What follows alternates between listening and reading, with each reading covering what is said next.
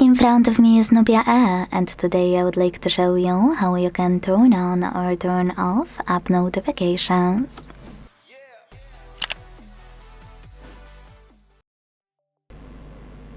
First of all, go into Settings and tap on the Notifications and Status bar available here. Now select App Notifications at the top and hit All Apps at the top left corner. Most people forget, but you can click on it here, and this way sort your apps to see all of them on your smartphone, only ones with most recent notifications, with most frequent notifications, or apps with notifications already disabled.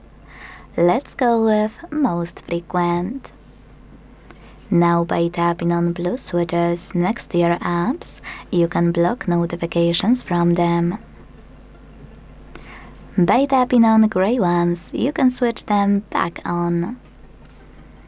You can also tap on any app available on the left and not only manage notifications thanks to this switcher, but also operate all of those alert options.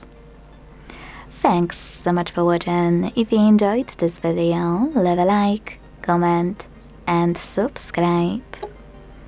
Bye!